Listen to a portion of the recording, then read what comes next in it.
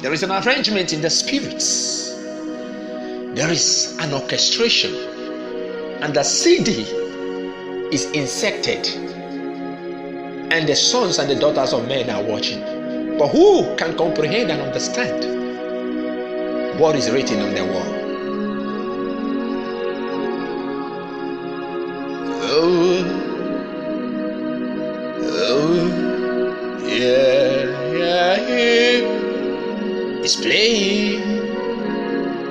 It's playing out. Who can understand the handwriting on the wall? It's playing out. But who can understand the handwriting on the wall? It's playing out. But who can understand the handwriting on the wall? It's playing out. But who can understand the handwriting on the wall? It's playing out. But who can understand the handwriting on the wall? It's playing out. But who can understand the handwriting on the wall? It's playing out. But who can understand the handwriting on the wall?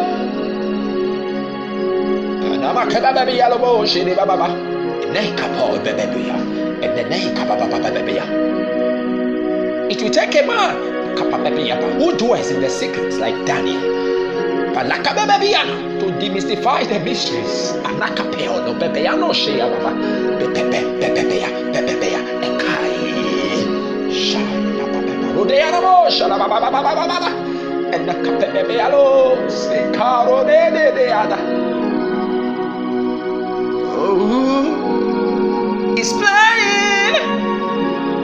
It's playing out. But who can understand the mysteries of the world? It's playing out. And who can understand the handwriting on the world? It's playing out. But who can understand the handwriting on the world? It's playing out. It's playing out for the world to see. Everyone is watching the shade. It's playing, yeah, it's playing out. Who can understand the handwriting?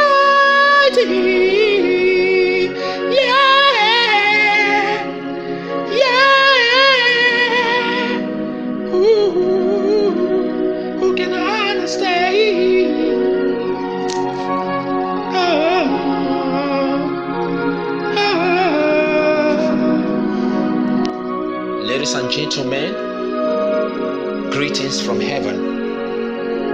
Just yesterday morning I dropped a message, and in that message I told us that I saw in the spirit, and the Lord gave the young prophet a CD, a tape, a record, and told him that he should watch the shape of the man that oppressed him. In other words, the man that watched him go through sorrow while he was still reigning. And he simplified again and said the second time, watch his shame even as he first watched your shame. And I made us understand that while this was happening in the vision, the Spirit started ministering to me that in addiction, the Lord is talking about the fulfillment of the prophecies which I talked about concerning the fall of Synagogue. So just this morning a video popped up, and then people started coming to me regarding the video. And I answered them according to the things I'm about to tell you now. The video you saw is as a result of the orchestrations in the spirits concerning the shame that the man of God is about to face or experience. I thank my God that I dropped that video yesterday before today. In other words, I was one day ahead of BBC News. If I had waited to release the video few days after this very video came up, it will look as if I saw the video, then I came to prophesy.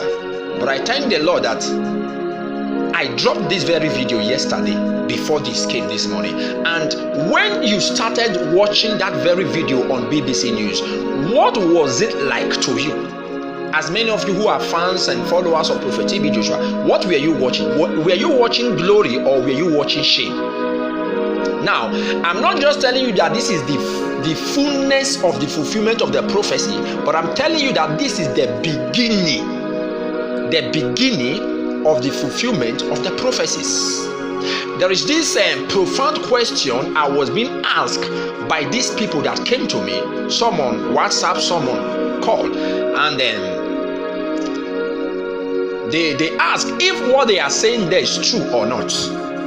The accusations, because at this point they were confused. They wanted to know, and I reminded them the video which I dropped yesterday, and I aligned it with them. I told them that this is the fulfillment, the beginning of the fulfillment of the prophecy. The important thing there is that there is shame. But I'm not telling you that what they are saying is true or not true. That's the way I answered them. It came because heaven allowed it. It came because God wanted it so. To fulfill what prophecy has already said.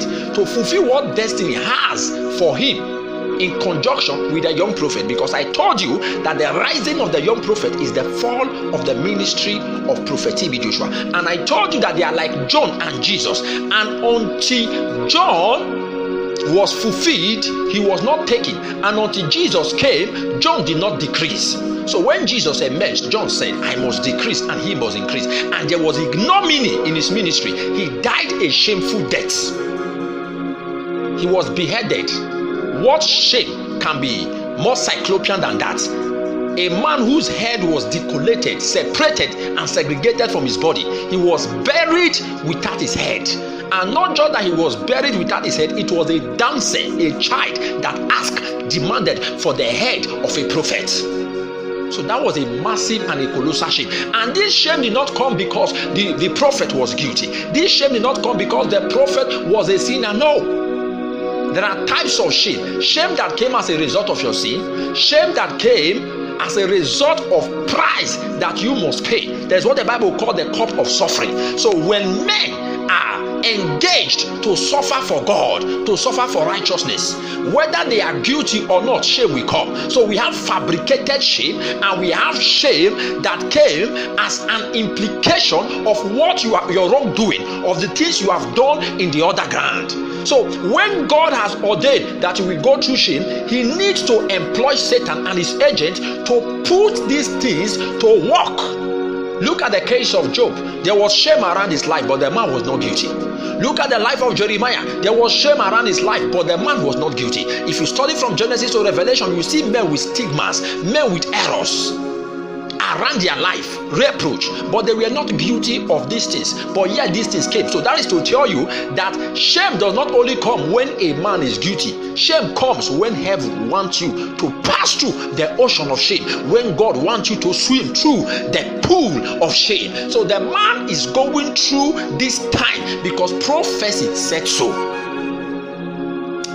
This reminds me of what I told you people long ago when I was giving prophecies concerning the fall of synagogue and the rest of them. I said the reason why I'm revealing this is so that when the later days come and men start calling him names, you will go back to my prophecy and say that Son of David said that these things will come true, and now they are coming to pass. So if his word came to pass and he also said that this man is innocent, it means he's innocent. He's not falling because he's guilty. These are the things I said in the past, and I was saying this to help the saints and to help the church. But some of you came here to attack me, fought me, and I said, now you are fighting me today, but tomorrow you will need my records to defend that church. And if I should look at those of you who attacked, I will be silent at this point. But I refuse to be silent, because whether you oppose me or stand with me, I must represent what I stand for, which is truth and righteousness. And a man was like asking me the same thing I had in mind as thought, that would this affect the ministry of the young prophet? Would people start seeing him the way they see the man Prophet TB Joshua? I said this is one of the reasons why I must come out to talk about it. Now, another brother had another party regarding this matter, which I had and I intend talking about. What is it? If you remember when I taught the two witnesses, I told you that according to the prophecies in Revelation, that their body was lying in the street, and I told you it means they wouldn't allow them to rest. Even when they died, they kept on what? Reproaching them. Now, if you look at that video, what do you call that? Is that not his dead body in the streets? Is that not his shame in the streets? And they refuse him to rest. But while I was discussing this with this brother, I said, though that prophecy has been fulfilled from the time he died, because according to that book of Revelation, you will discover there is this part of shame, this part of death that took place while he was alive, and the other part of shame and death was after his death. These things have been fulfilled, but this very one they are doing now is not just to fulfill that which the book of Revelation stated, that their dead body will be in the street and they will refuse them to rest, but is to fulfill what I just prophesied yesterday. Because it's a CD, it's a device, it's something that they have acted already in the spirit. It has been devised. That's why I told you, our Father who creates in heaven, who acts in heaven, A-R-O-T. So he devised things in the spirit. So when these things are devised, he established them on earth. That is why he said, let thy kingdom come. So that whatever he has devised in heaven, he can establish in the kingdom of heaven, which is here on earth. So these are the things that are playing out. But why are they playing out? These are some of the things which you have to understand. So I am saying this because of the young ones there, because of the young believers who will not understand what is going on, to help their faith, so that their faith will not die, and so that the young prophet will not be misrepresented. If I should look at some of these drunkards that came to attack me, I will keep quiet and allow them to go through this reproach helplessly. So what is playing out is the fulfillment of what I just dropped yesterday. So the point of it all is that the man of God is innocent, but more things will come. Now, why are they happening? Do you know when Satan wanted to fight Job, he told God, he said, you have built hedge around him. In other words, I can't touch him. So when God gave him permission over Job, what he gave him permission to do was what? Or what God actually did was, he removed the hedge. He broke the hedge. That is why you saw different kind of stormy news started coming to Job. Different kind of ignominious news started coming, until himself was even afflicted. Why? To destroy Job, to destroy his ministry, to destroy what he has built. So the hedge needed to be broken.